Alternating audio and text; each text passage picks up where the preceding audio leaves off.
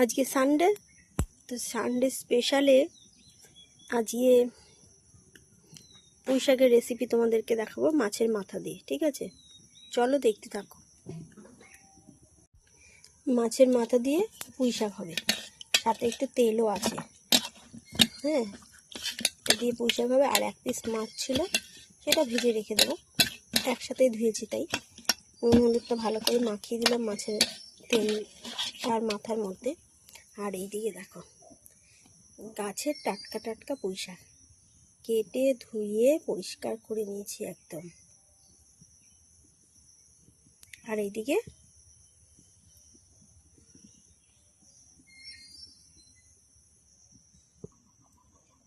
সব সবজিটাই কেটে জলে দিয়ে দিয়েছি। লঙ্কা, আলু, বেগুন, কুমড়ো সব একদম কেটে জলের মধ্যে দিয়ে দিয়েছি। ঠিক আছে, তো চলো রান্না করা যাক। মাছের মাথা দিয়ে পুঁই শাক রান্না করার জন্য কড়াইতে তেল দিয়ে দেবো। কড়াই গরম হয়ে গেছে, দেখো তেল দেওয়ার সাথে সাথেই কত সুন্দর তেলটা ধোয়া উঠছে তেলটা থেকে। তেলটা ভালো গরম হয়ে গেছে। এবার মাছের মাথাটা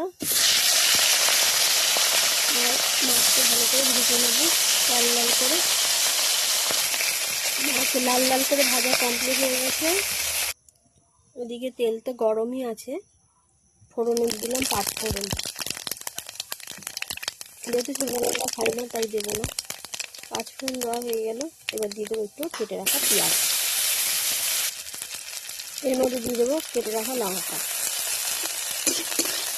দেখো আমি কিন্তু বেশি তেল দিইনি, অল্প পরিমাণে তেল দিয়েছি। আর এদিকে দিয়ে দেবো এবার আমি মাছের তেল দিয়ে, এর সাথে ভালো করে ভাজা হবে। আর এর মধ্যে দিয়ে দিলাম ভালো করে, এর সাথে পেঁয়াজ আর লঙ্কার সাথে ভালো করে ভেজে নেব। তবে কাঁচা গন্ধটাও থাকবে না, খেতেও টেস্ট হবে। আর এর থেকে একটা তেল বেরাবে গায়ের থেকে, অনেকটাই তেল বেরাবে।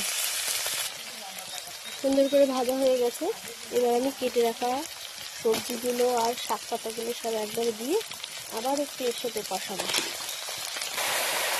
পুরো ভর্তি হয়ে গেছে এক কড়াই।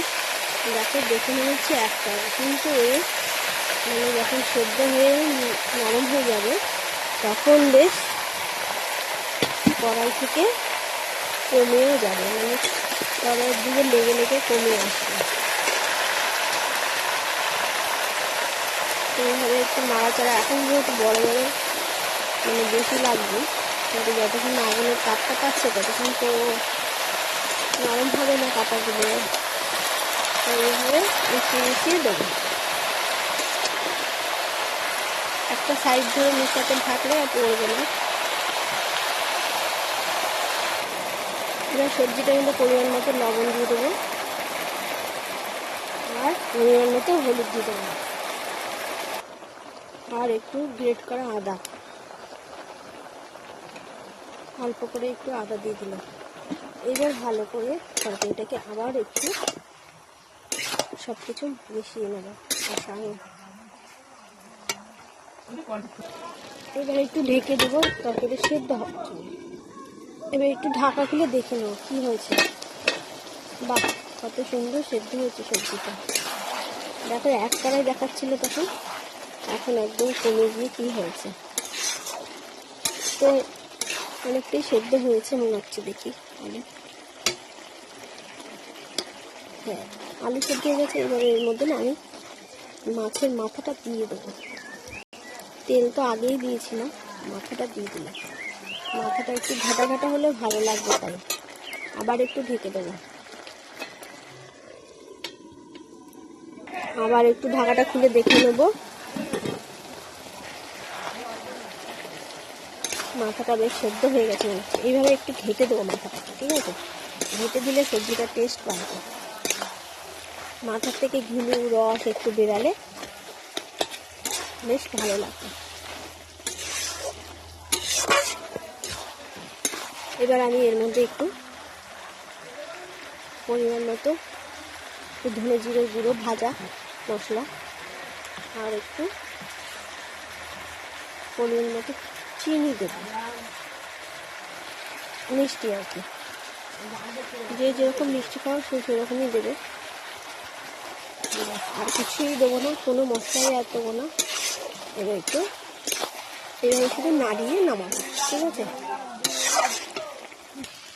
তো ফাইনালি হয়ে গেছে, এবার আমি নামিয়ে নেব। পুঁই শাকের ঘাট কমপ্লিট, নামিয়ে নেবো এবার। তো নামিয়ে নিয়েছি। কেমন হয়েছে? কি গরম পড়েছে দেখো অবস্থা, কানে ঠানে কিছু রাখতে পারছি না, মানে এত চুলকাচ্ছে। আচ্ছা রান্না করলাম তো, এবার পুঁই শাকটা খেয়ে দেখা যাক কিরম টেস্ট হয়েছে।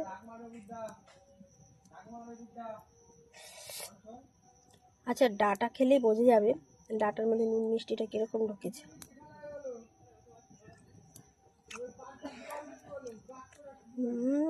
দারুণ হয়েছে।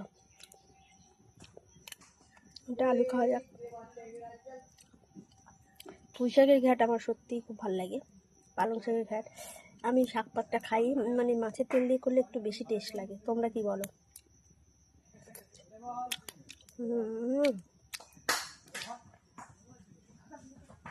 নিজে বানিয়েছি, নিজেই ভালো লাগতো, দারুণ হয়েছে।